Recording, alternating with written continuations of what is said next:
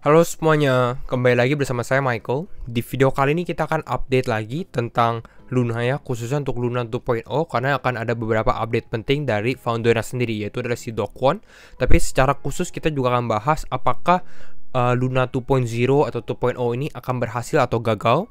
Nanti mungkin di akhir video kita juga akan bahas sedikit tentang kalkulasinya ya. Jadi kira-kira harganya tuh berapa sih untuk Luna 2.0 atau target harganya ya.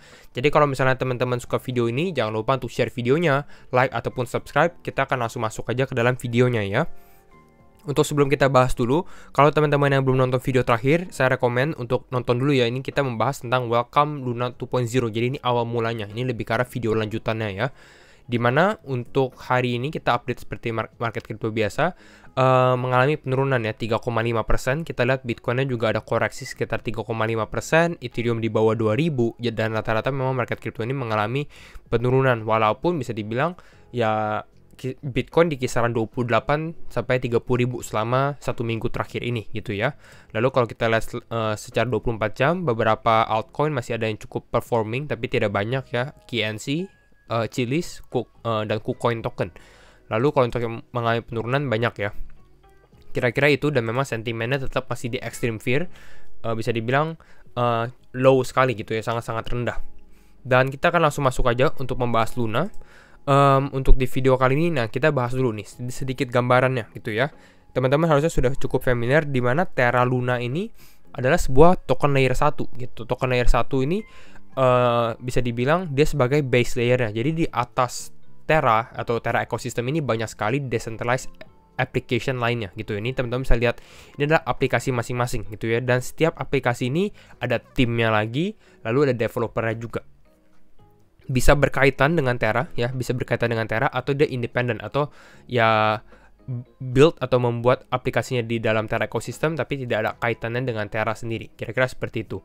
Tapi yang pertanyaannya untuk sekarang adalah dengan adanya kehancuran Terra ini, semua aplikasi ini kan terdampak juga istilahnya. Nah, pertanyaannya adalah apa yang akan mereka lakukan juga.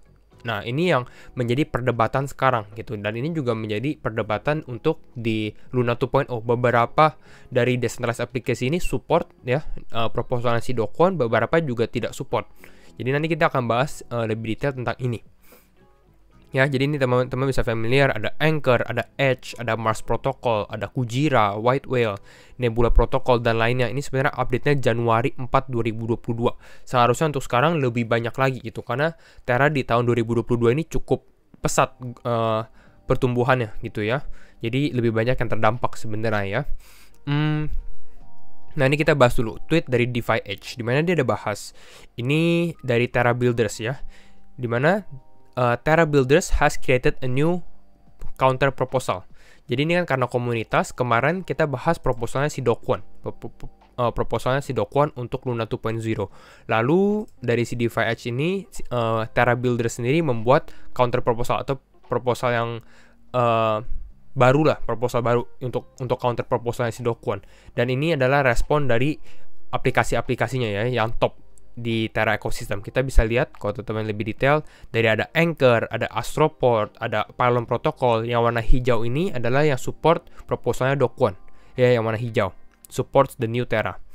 Lalu yang warna kuning ya, yang warna kuning ini adalah supports the Terra Builder Alliance Go Forward proposal. Jadi dia support untuk proposalnya si Terra Builders yang counter proposal ini gitu ya. Lalu yang warna putih ya, ini adalah yang masih thinking, yang masih diam, intinya seperti itu. Lalu yang warna merah ini yang sudah mengambil keputusannya gitu ya. Nanti kita akan bahas sedikit tentang Kujira juga.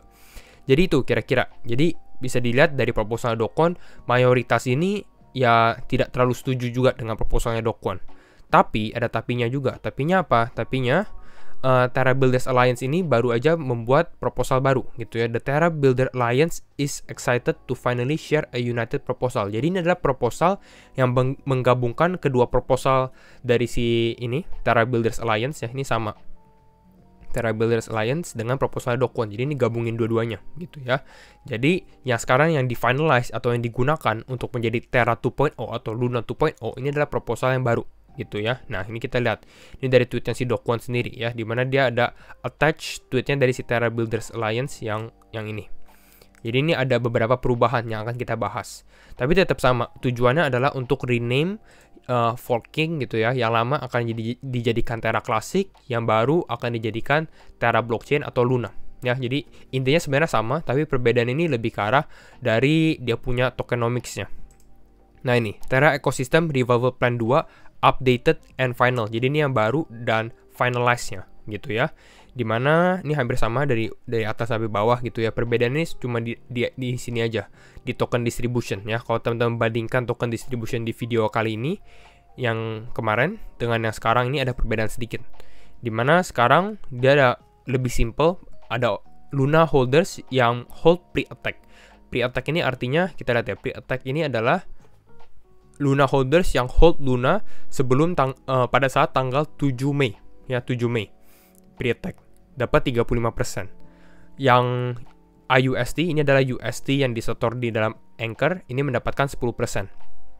Lalu dia juga ada bahas 10% untuk post attack. Jadi ini setelah lunanya di attack ya. Kalau misalnya teman-teman beli pada saat Luna di Rp1, Rp2, nah ini post attack gitu ya. Post attack ini belum dilakukan snapshot, karena snapshotnya ini, atau bisa dibilang rekamannya ini, akan diambil di tanggal 27 Mei. Kalau misalnya proposal ini disetujuin. Kira-kira itu. Jadi ini detail lebih barunya. Lalu si Do Kwon ada bahas, di mana dia bahas di sini di awal. Nah ini ya, dia ada bilang Terra Governance Proposal 1623 namanya, ini sudah up. Artinya setiap holder Terra yang dulu ya, seharusnya yang dulu ini bisa mulai vote untuk governance, apakah mau melanjutkan atau tidak. Nah, votingnya tuh di sini. Mana ya? Nah, di sini ya. Ini proposalnya. Kita bisa lihat untuk sekarang ya. Masih 7 hari lagi sebenarnya ya, tapi untuk sekarang yang yes itu ada 89%, ini total ada 65 juta. Lalu yang no ini ada sekitar 9,92%, yang no with veto, yang no aja 0,27%, lalu yang ada yang abstain ya, ini cuma sekitar 515. Nah, voting ini akan official kalau misalnya dia sudah reach quorum ya. Intinya ini minimal votingnya lah, intinya gitu ya. Kalau kita lihat dengan data sekarang, kemungkinan besar memang akan diperbolehkan, intinya ya, proposal akan disetujui dan mungkin akan adanya rebirth of Terra Network atau Luna 2.0 ya, kalau yang saya rasa, karena ini cukup banyak yang agree. Ditambah lagi kalau kita lihat dari sini, si Do Kwon ada tweet, this proposal has broad support of Terra builders, karena kan Terra builders ini support yang Luna Go Forward proposal, dan sekarang karena proposal sudah digabungkan, banyak juga yang support juga lah, intinya itu. Jadi sekarang ini perbedaannya ini, walaupun tetap masih ada beberapa yang tidak terlalu suka dengan pembagian ininya, token distribution ya, karena memang kalau investor maunya dia punya pasti dia punya token atau harganya naik gitu ya. Tapi kalau misalnya kita lihat ngomongin developer, interestnya beda lagi atau kemauannya beda lagi gitu ya. Jadi masing-masing pihak ada kemauannya sendiri. Contohnya kita lihat dari si Root to FI gitu ya, dan ini saya cukup setuju dengan dia punya pemikiran, di mana dia bahas the new Terra governance proposal seems unfair atau tidak terlalu adil. Kenapa? Karena dia bahas bahwa speculators atau orang-orang yang spekulasi are rewarded by getting 50% immediately atau langsung dapat 15%. Kenapa dia bisa bilang seperti itu? Karena kalau teman-teman lihat lebih detail lagi ya di sini ya, orang-orang yang spekulasi artinya yang setelah attack gitu ya, yang setelah attack atau post attack. Yang post attack Luna holders mendapatkan 10%, post attack UST holders dapat 20%. Lalu kalau kita lebih detail lagi, ini 15% di unlock at Genesis. Artinya apa? 15% dari tokennya dia akan langsung dikeluarkan at Genesis pada saat networknya live, langsung mendapatkan airdrop. Intinya seperti itu ya. 85% ini vested over 2 years sama ada 6 month cliff. Jadi ini kalau lebih detail sebenarnya cukup banyak yang kita bahas, tapi kita nggak akan terlalu detail juga. Tapi intinya itu menurut dia. Kenapa? Karena perbedaannya ini dengan orang-orang yang sudah beli Luna sebelum crash, intinya pre-attack. Dimana kalau kita lihat dari proposalnya, orang-orang yang Luna holders yang mungkin pada saat Luna $80, $40 atau $50 ini mendapatkan airdrop, tapi mereka mendapatkan 1 year cliff. 1 year cliff artinya selama 1 tahun awal mereka tidak akan mendapatkan apa-apa gitu ya, tidak akan mendapatkan apa-apa, tapi nanti setelah 1 tahun kalau yang punya di bawah 1 juta Luna akan mendapatkan 2 tahun vesting gitu ya, 2 tahun vesting. Kalau yang punya lebih dari 1 juta Luna 4 tahun vesting. Jadi ini perbedaannya. Ini untuk apa? Untuk avoid orang-orang dump. Walaupun sebenarnya kalau kita lihat dari sini, orang-orang juga masih bisa dump dari post attack Luna ataupun post attack UST. Intinya sih seperti itu. Tapi mungkin ini lebih karena untuk orang-orang yang udah lama beli Luna, uh, mau nggak mau atau diharuskan untuk support Luna juga. Itu juga mungkin salah satu pemikirannya juga sih. Jadi itu ya. Lalu kalau kita lihat lagi di decentralized aplikasinya ya, tadi kita ada sempat bahas tentang mana ya, tentang ini ya. Salah satunya ya yang mengambil keputusannya sendiri, ini cukup berani juga, yaitu adalah si Kujira. Kujira juga protokol yang cukup bagus sebenarnya. Nah, di mana dia ada bahas juga bahwa dia bilang we support whatever the wider Terra community believe in the best direction. Jadi dia support aja kemauannya dia apa. Tapi dengan adanya kejadian ini dia sudah mengambil keputusan bulat dan cukup berani, dan mungkin ini cukup bagus untuk kedepannya juga sih menurut saya. Kenapa? Karena dia bahas bahwa we will also feel that we will be more effective to Terra and the whole of Cosmos by being an L1. Jadi dia akan menjadi layer 1 di dalam Cosmos ya, karena Cosmos itu layer 0 dan Kujira ini kan akan membuat layer satunya lah, intinya seperti itu. Dan ini langsung dia buat keputusannya cukup awal juga, ini 13 Mei gitu, jadi beberapa hari yang lalu, dimana dia bahas dia ada beberapa options dengan adanya Terra mengalami penurunan, antara membuat aplikasinya in existing layer 1 di Ethereum ataupun di Avalanche, atau create our own independent sovereign chain atau membuat layer 1 lainnya, tapi dia mengambil keputusan untuk membuatnya di Cosmos. Jadi ini salah satu contohnya lah gitu ya. Nah, sekarang kita akan membahas hitungannya ya untuk Terra sendiri, untuk Luna 2.0 lah bisa dibilang ya. Ini saya ada Excel sheet, tapi kembali lagi disclaimer on, and ini non financial advice, dan ini masih estimasi kasar gitu ya, rough calculation, karena data yang saya dapatkan ini cuma di dalam dia punya proposal saja sih sebenarnya ya. Belum ada lebih lagi. Dimana nih pembagian aja, kita mau lihat kira-kira estimasi harganya berapa sih kalau dia launching di dalam market. Untuk kita lihat dari sini, mungkin kita back dulu sedikit. Nah, kita lihat dari sini. Nah, Luna 2.0 gitu ya. Dia punya supply kan 1 miliar ya, 1 billion token. Jadi ini 1 miliar token. Lalu kalau kita lihat, ini tadi saya masukkan yang di dalam dia punya token distribution ya, 25%, 35%, dan lain-lainnya. Ini di sini. Ini ada deskripsinya, community pool, pre-Luna, IUST, dan lain-lainnya gitu ya. Ini masih agak sedikit belum di desain gitu ya. Lalu yang kita lakukan adalah kita kali, karena dia punya 25% di sini, kita kali token alokasinya berapa sih di setiap ini gitu ya. Jadi ini totalnya untuk setiap community pool, pre-Luna, IUST, post-Luna holders, dan lain-lainnya, dengan total adalah 1 miliar token. Jadi udah benar ya. Lalu kita hitung lagi pada saat network Lunanya ini launching gitu ya, berapa banyak supply yang akan berada di dalam sirkulasi gitu. Jadi ini penting.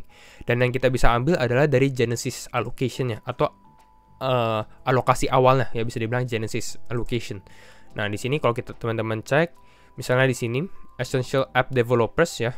Jadi ini untuk community pool kan ada 25%, dan 10%-nya ini adalah untuk developer. Lalu dari 10%-nya ini, 0,5%-nya ini akan dibagikan immediately after network launch to provide for runway while they build out product. Jadi langsung dikasih lah gitu ya, untuk buat duluan intinya.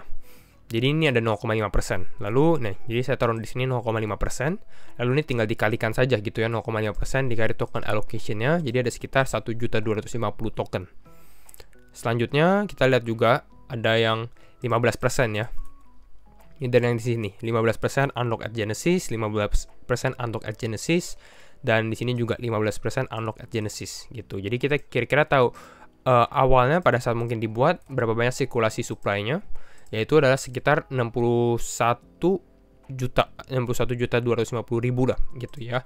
Jadi kalau kita bagi kira-kira persentasenya berapa, yaitu adalah sekitar 6,1% dari seluruh total supply-nya dia, yaitu adalah 1 billion atau 1 miliar gitu, 1 miliar token. Nah, dengan adanya seperti ini, kembali lagi ini teman-teman harus do your own research ya, karena ini estimasi kasar. Lalu kita bagikan lagi yaitu dengan target market cap gitu. Kira-kira seberapa berhasil sih Luna 2.0 ini gitu ya, market cap-nya berapa. Di sini saya tulis 1 miliar juga, 1 miliar dolar. Kenapa 1 miliar dolar? Karena kalau kita lihat untuk di coin market cap sekarang, ya mungkin ini sedikit advance, tapi teman-teman bisa belajar juga.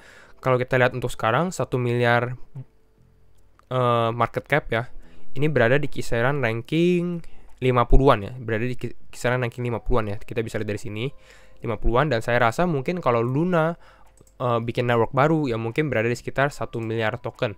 Walaupun kalau ditanya apakah Luna akan kembali ke top 10, ya tidak secara instan ya, karena yang sempat kita bahas juga bahwa ya investor udah kehilangan kepercayaan dan mungkin bahkan bisa kurang dari 1 miliar sih. Jadi itu ya estimasinya. Jadi kalau estimasi saya ya mungkin sekitar 600 juta sampai 1,2 miliar lah market cap-nya. Gitu. Dengan kita tahu estimasi market cap-nya berapa, ini tergantung teman-teman juga. Nah, kita bisa cek. Kalau misalnya market cap-nya 1 miliar token dengan supply 61 juta 250.000, kira-kira target price-nya berapa?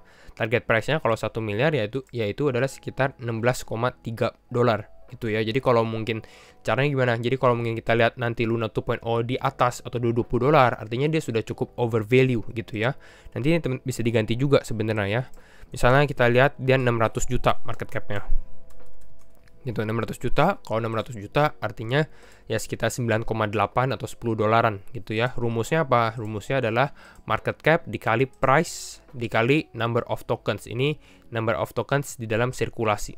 Jadi kira-kira ini adalah rough atau estimasi kasar aja dari hitungan ini, dan hopefully teman-teman mendapatkan info sesuatu untuk Luna 2.0 dan proposal barunya. Dan kalau misalnya teman-teman suka video ini, jangan lupa untuk share videonya, like ataupun subscribe, and see you in the next video. Bye bye.